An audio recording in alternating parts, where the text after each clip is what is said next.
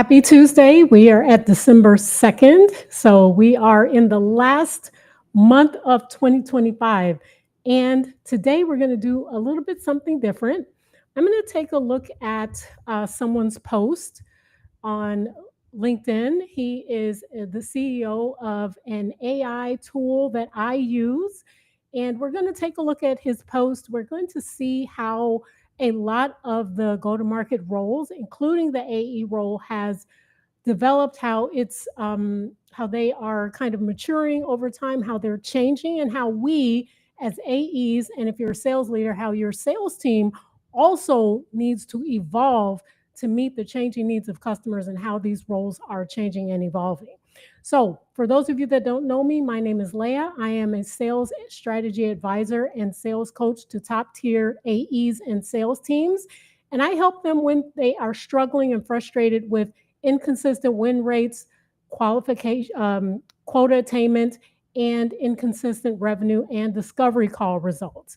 The last 10 AEs that I have coached personally one-to-one, we've been able to increase their close rates by at least 25%, and they've been able to exceed their quota attainment. If this is something that you are interested in and you want to have that conversation, whether you're a top tier AE or a sales leader, please DM me on LinkedIn and we can have that conversation. Okay, so the person's post that I'm going to read, his name is Woody Clementson. Forgive me if I'm butchering that last name, but he is the founder and CEO of a tool called Ask Elephant. I've used Ask Elephant for the last year and a half. It's an amazing tool. It's an AI tool. And they've introduced some really amazing features. So if you are not following Woody, you're not using this tool, go check them both out. So I'm going to read this post that he did the other day or last week about how one of the roles in go-to-market in sales is changing. So he's saying, hot take, RevOps is dead. And here's what's replacing it. A VP of RevOps reached out to me last month, said their team was shrinking, budgets getting cut, and she didn't understand why. Her workflows were optimized, dashboards were clean, data were finally accurate. Then she said something that stuck with me. I think I've been solving the wrong problem. Okay, so we can clearly see that in 2024, 2025, there's a couple of roles that have really made this shift and are no longer the same roles that they were with the same responsibilities and the same outcomes. And one of those is RevOps, which is what he's talking about. And the other one is sales enablement. So if you haven't been paying attention, sales enablement teams, they've been getting cut, they've been getting gutted. In a lot of cases, like I talked to one leader at a very large global organization where they just eliminate their entire enablement team. And that is because they really couldn't justify the cost and the outcomes that they, or lack thereof, that they were bringing to the business, right? So let me go on. So she's saying that I think we're getting cut because we're solving the wrong problem. Took me a minute to figure out what she meant. She was right. Every GTM role is evolving right now. RevOps is just happening the fastest. Old RevOps, let me optimize this workflow and build you a dashboard. Revenue strategy says this is what RevOps is evolving to. Let me partner with sales and finance to figure out where we're actually losing revenue and use AI to predict before it happens. Okay, so we are seeing a shift is what he's saying when he was talking to this RevOps person, RevOps specialist. Initially, she was doing dashboards, she was doing workflows, doing all this analytical, data-driven work. And it's shifting from RevOps to from a highly technical role to more of a business strategist role. Okay, so this is kind of what we're seeing across the board with roles, and with AE roles, we are seeing the exact same shift, right? So a little bit later in this live, what we're also going to talk about is a framework called the Shift Framework that you can use, you can implement to up-level your game when it comes to your AE duties and the value that you bring to an organization or to your customers, and how you can demonstrate that value right off the bat and over time and keep evolving so that you are future-proofing your role, you're future-proofing your career and your future. We're going to talk about the Shift Framework a little bit later. Let me go on. Old RevOps is here's your weekly pipeline report, right? That's what they do. Revenue strategy is what the role is shifting to. In the room, you're in the room with the CRO and the CFO, designing how to capture and retain more revenue. Okay, so he's saying if you are now in RevOps, your role is shifting, and if you don't do these things, you're going to be obsolete, and the outcomes are no longer relevant. Okay, so that's what he's saying. Your job isn't disappearing, it's evolving into something way more valuable. Partner with sales leaders, get close to finance, learn where revenue is leaking and why. Sorry, I'm reading from my phone. So this is the deal with AEs and sales teams, right? We have to recognize that our role is shifting. It actually has shifted a long time ago. It just wasn't that obvious until now. So we are shifting from being just someone who is selling a thing or someone who is, closing deals at the end of the month to a trusted advisor or trusted business partner. Whether we realize it or not, that's what the role has shifted to, right? But the problem is that we're still seeing, and I'm still seeing when I'm coaching people, I'm talking to sales leaders, I'm talking to individual AEs, is that we still haven't, it still really hasn't sunk in. And we're still in the mindset of we're trying to sell a thing. We're doing less business partnership and problem solving and providing quantifiable outcomes that will really impact the future of an organization, of a business, or an individual business leader. We're doing less of that, but we're still doing a lot of transactional work, and we're still not considered to be trusted advisors. Okay, so we really do need to make that switch to becoming trusted advisors, and that requires a couple of different things. It requires different skill sets, and if you're an AE or you're a sales leader leading AEs, you need to ask yourself this question about your team. And if you're an individual AE, ask this question about yourself. Do I have the ability to be in the room with a C-suite executive, so a CEO, CRO, COO, or something like that, and have an intelligent business level conversation, not an elementary conversation, where I have to demonstrate my business acumen and outline some of the things that may be impacting the business? Do I have the ability not to just do that one time, not to do that 2 times, but to do that 3 or more times with consistency over the course of 30 days? This is the question that you have to ask yourself, because our role is evolving. And if we don't want to become obsolete, like you hear all this talk about AI is going to replace your role.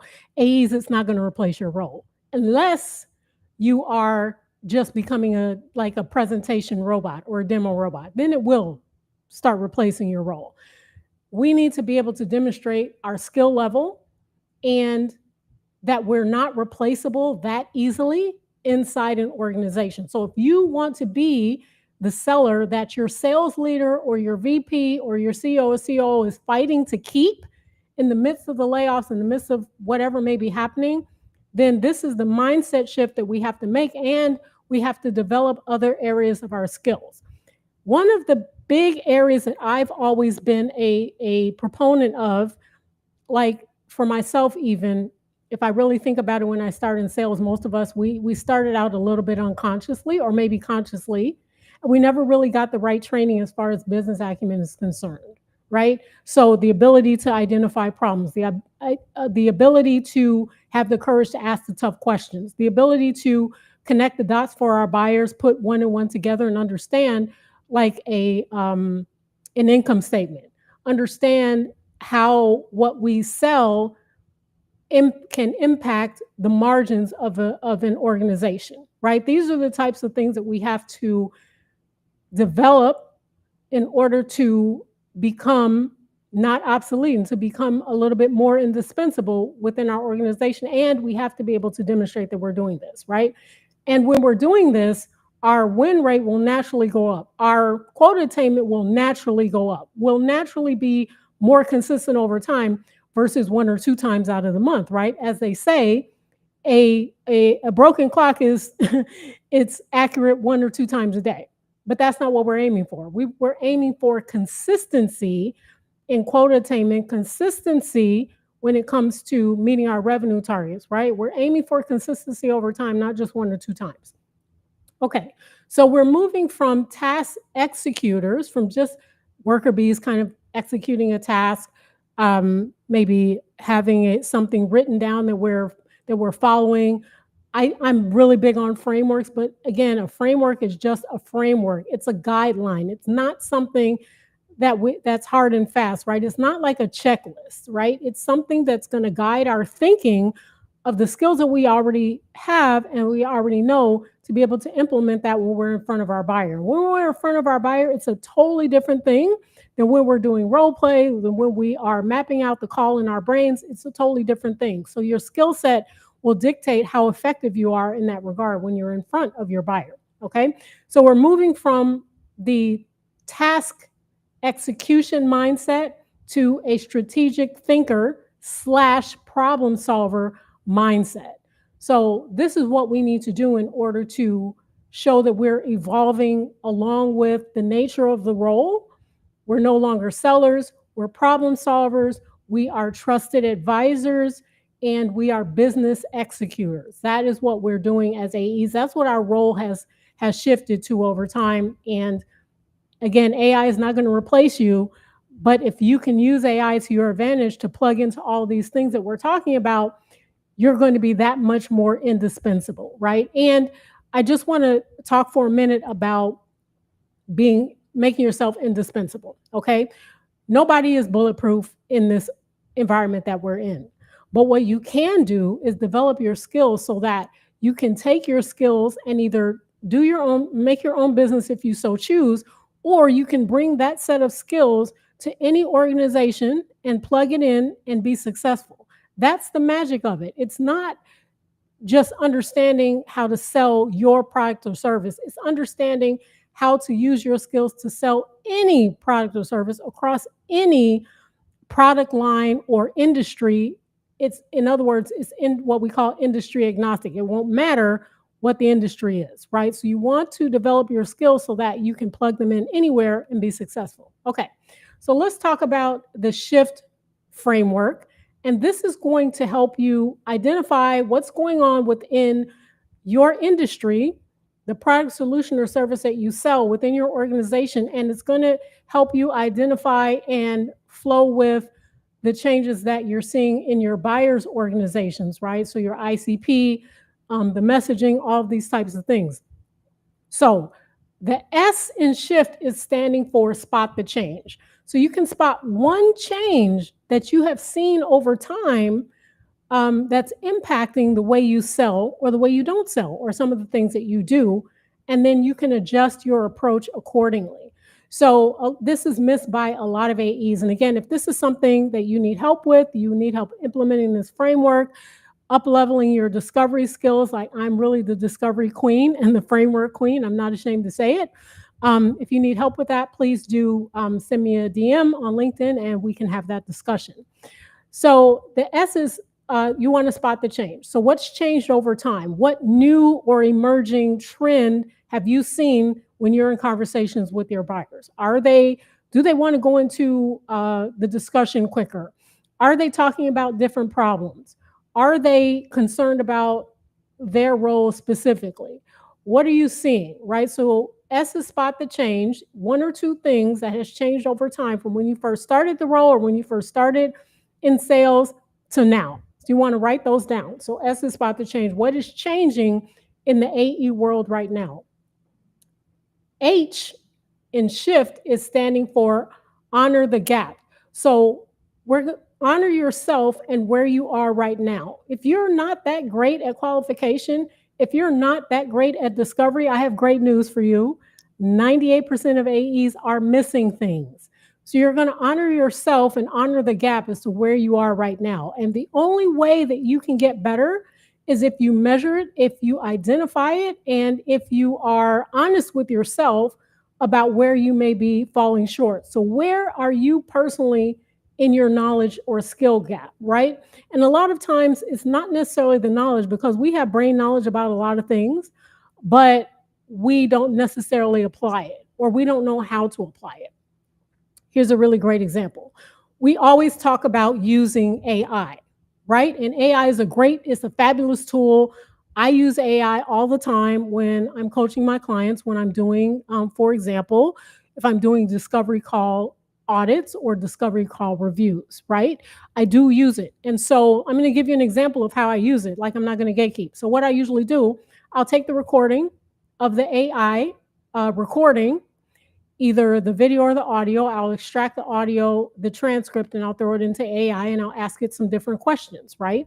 And one of the questions that I ask is, I want you to identify each person that was on the call and what their role is according to their behavior on the call.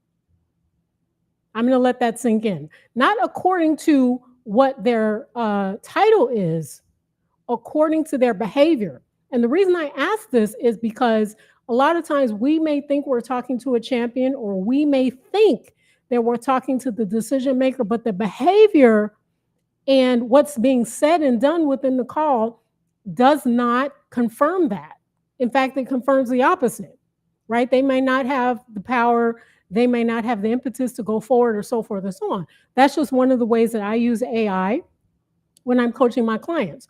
So again, when you are talking about using AI, it's great to do that. And we all know we should be doing that, but it's knowing how to do it and how to do it effectively so that it impacts your role and your knowledge and your buyer positively, and that you're able to bring value to the next call, that you're able to glean those insights that normally people aren't able to. Like, if you just look at the transcript, which a lot of people are doing and a lot of sales managers are doing, and there's nothing wrong with that, but we need to go deeper. We need to really analyze the call, see what the behaviors were on the call, see what was said, what was unsaid, etc. All these things are things that we can do that is going to help us up level our skills and make our skill level that much better. So H is honor the gap. Where are you falling behind?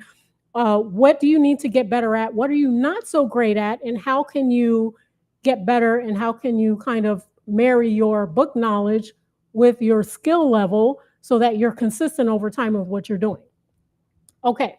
The I in shift stands for increase your value. So what are you bringing to your organization that's different from all the other account executives out there and sales leaders? What is your team bringing to the table for your buyers that all the other competing organizations are not bringing, because they're not conscious of these things? They're not consciously developing these things, right? So I is increase the value. Are we increasing our business acumen? Are we increasing the strategy that we use? Are we able to shift? Are we able to kind of flex and move with the buyer and what they're doing, or the business environment, or the problem environment of our customers?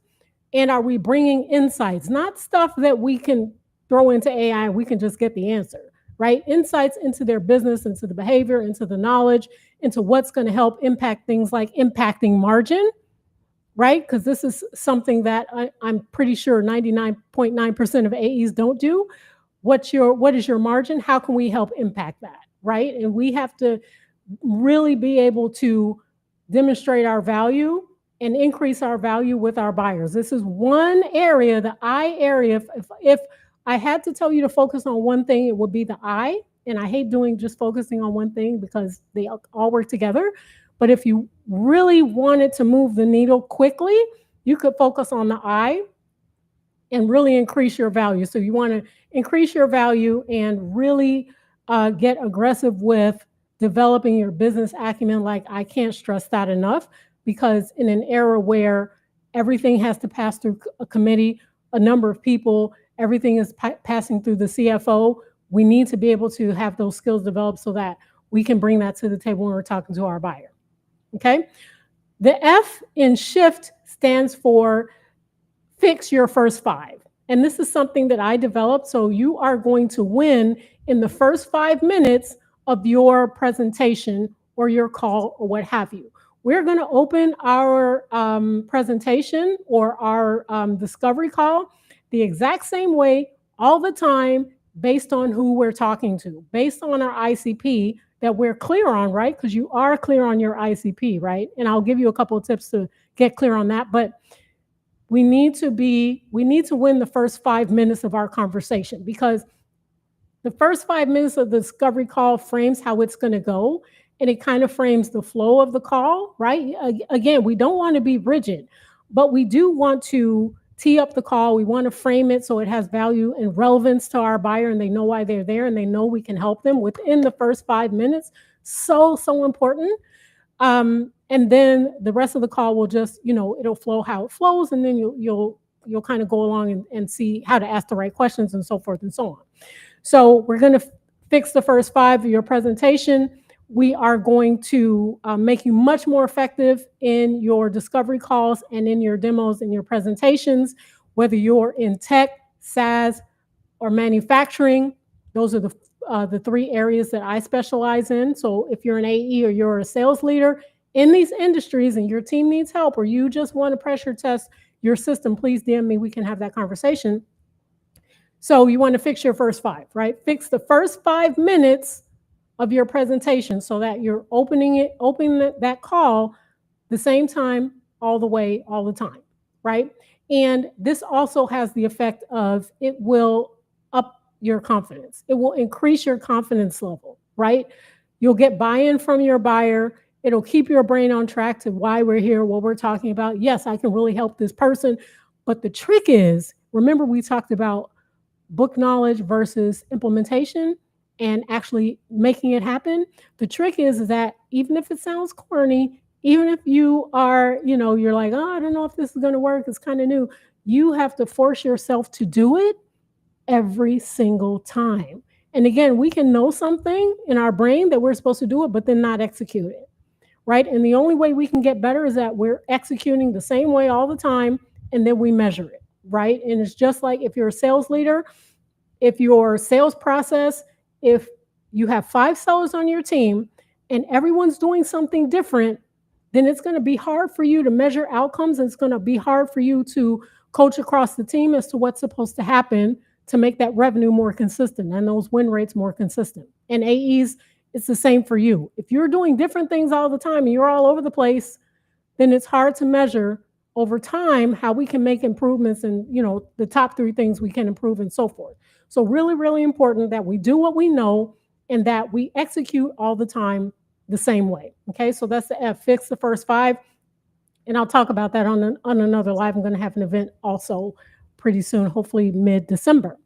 And then T is take one action. So from the shift framework, you're going to take one of those and you're going to act on it. So if I had to tell you to do one today, and I'm going to tell you to do one today, the one thing that I want you to action on today, starting today, is the I out of shift. And that is up-leveling your business acumen, getting your strategy secure, and gleaning insights from your calls, right? That's the one thing that I want you to take action on today. Here's more specific. I want you to take the transcripts of your last 3 discovery calls, put them into AI, and see where you might have missed the mark, or see what is the main issue that they're struggling with, right? You don't even have to watch the entire video until later, but put it into AI, ask those questions, give it a really good prompt, and then see what you get back, and then watch the video, the recording, and see if it was accurate, and see how you can act on it, right? See how you can execute it, right? So we're talking about today making the shift from just being a task executor to actually becoming a business strategist and actually up-leveling our business acumen. That's really what we're talking about, so we can future-proof our career and future-proof our role and demonstrate our value as our roles have evolved. So just like sales enablement has evolved, just like RevOps has evolved, the AE role and the sales team role has definitely evolved. And if you are not doing these things, if you are not being seen as a trusted advisor, one that can solve problems, one that understands what the bottom line looks like, how you can improve it, how you can cut costs from your customers, then you're going to be left behind, and then you are going to be expendable, right? Whether it's to AI or somebody else that is able to demonstrate their value or these values to their buyers or to their organizations. Again, if this is something that you need help with, you know you're leaving money on the table, you know that you have a gap there. Even if you're making 100% of your quota, what would it feel like to be able to make 125% of your quota when nobody else is? And that's what I can help you with. So DM me on LinkedIn. We'll have that conversation. We'll see if there's something that we can work together on. Okay. So this is the content for today. Thank you, Woody, so much. I'm going to tag you in the post for this live. Thank you so much for being open, for being transparent, and being the inspiration for this live. And I will see you guys later. Tomorrow, we'll talk about something else pertaining to AE and sales teams. Okay, have a great day, and I will see you next time.